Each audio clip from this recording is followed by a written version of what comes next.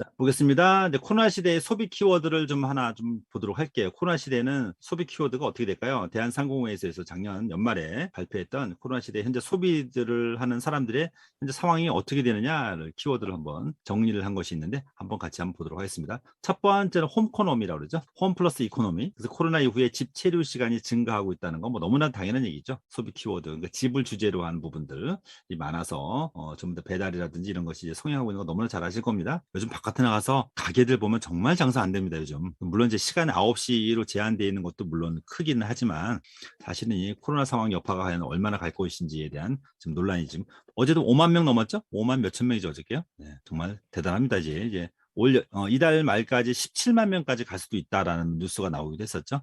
근데 이제 프리미어리그 축구를 제가 한 번씩 종종 보는데 그저께도 프리미어 축구를 영국을 온라인으로 봤더니 관중석에 빽빽하게 앉아 있는데 단 한 명도 마스크 쓴 사람이 없고요. 놀랍습니다, 진짜. 그거 보면. 침 튀기면서 열심히 응원하더라고요.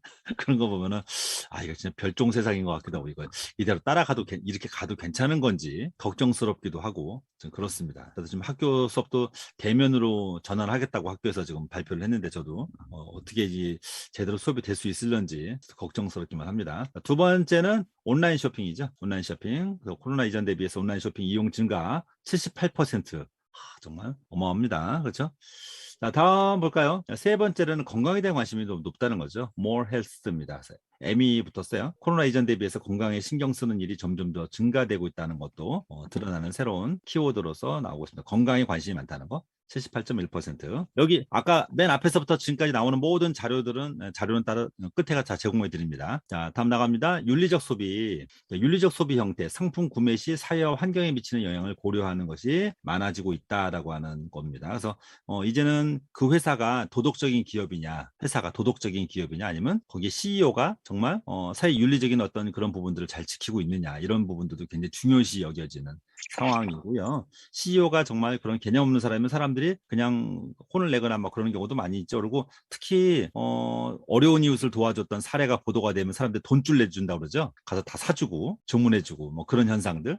특히 요즘 MZ 세대에 더 많이 나타난다는 얘기도 나오고 있지 않습니까? 네, 이런 게 상품을 구매할 때도 이제는, 그리고 또 그게 그 회사가 과연 내놓는 것이 뭐 비닐이라든지 박스 포장이니 이런 것들에 대한 환경에 미치는 그런 부분들도 잘 하고 있는 회사인지 그런 것도 우리가 많이 고려를 하고, 또 내가 상품을 샀을 때 그게 환경에 미친 영향이 있는지 없는지 이런 것들도 고려하고. 그래서 요즘은 상품들 택배 요즘 주문해 보면은 또 신선 상품들 요즘 보면 박스 열어 보면은, 요즘 예전에는 냉매제 같은 거 들어 있었는데 요즘은 그냥 얼음물로 들어 있죠. 요즘은 그런 것도 환경을 생각하는 그런 좋은 아이디어. 네, 그런 거. 최근에 뉴스에 나온 거 보면은 그 냉매제를 그냥 얼음 넣는 게 아니라 거기다가 시골에서 하는 경우에 거기다가 이제 아이스팩을 거기다가 이제 사골국을 넣어주는 그 얼마 전에 뉴스 나왔었죠. 사골국 넣어서 버리지도 않고 그걸 집에서 끓여 먹을 수도 있게 해주는.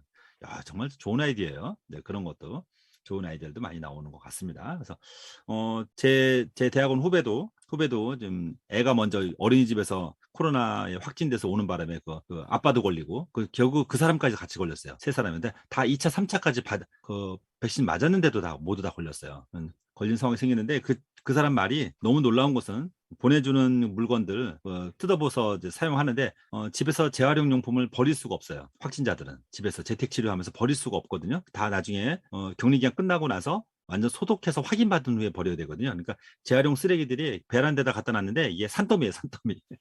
그렇게 많이 나온답니다. 우리가 모르는 사이에 나오는 그 재활용 그런 플라스틱이라든지 이런 것들이 얼마나 많은지 정말 심각한 상황입니다, 지금. 어쨌든 그렇다는 거. 그다음에 이제 구독 서비스, 서브스크립션, 이제 구독 서비스 이용 경험자 중 향후 이용을 유지하거나 확대할 의향이 있다라고 하는 사람 정말 많죠? 84.9%. 어마어마합니다. 구독 서비스 많이 요즘 하시죠? 요즘은 다 전부 다 온라인에서 이용하는 것도 다, 이런 줌도 지금 구독 서비스 아니에요? 줌도 사실은, 그죠? 매달 결제해 가면서 한 번에 구매하는 것이 아니라 줌도 매달 한 16,000원씩 저도 내고 있잖아요. 그렇죠? 사용료를 내는 게, 이게 점점 더 많아지고 있는 것이 우리의 보편적인 요즘 모습이 아닌가 싶네요. 다음은 이제 T입니다. 중고거래 서비스.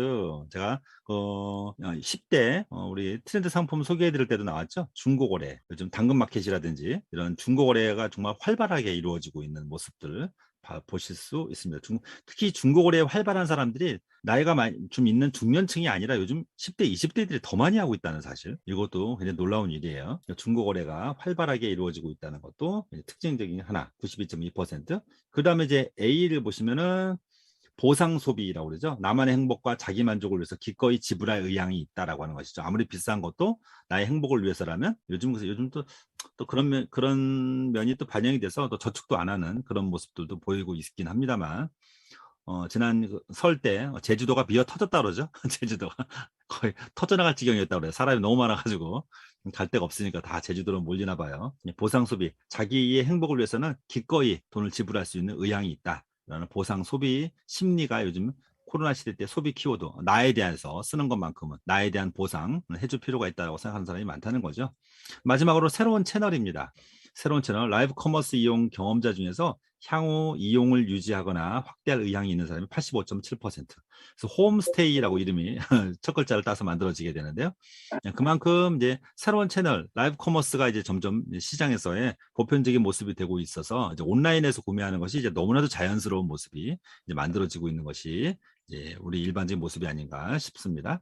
코로나 시대 때 소비 키워드를 이거 보고 우리가 현재 내가 하고 있는, 내가 소비 시장에서 내가 참여하고 있는, 내가 사업을 하고 있는 사람이라면 내가 앞으로 사람들에 대한 관심을 어떻게 내가 유도해낼 것인가 고민할 때 이 코로나 시대의 소비 키워드를 고려를 하지 않으면 앞으로는 점점 더 힘들어질 수밖에 없다는 거 우리가 생각해 볼 수가 있겠죠. 12시로 또 1시로 시간을 늘린다고 해서 과연 얼마나 늘어날 것인가 이거 한번 생각해 봐야 되겠죠. 정말 소비 시장이 좀 급변하고 있는 것은 우리가 좀 주의 있게 좀 봐야 되지 않을까 또 싶습니다.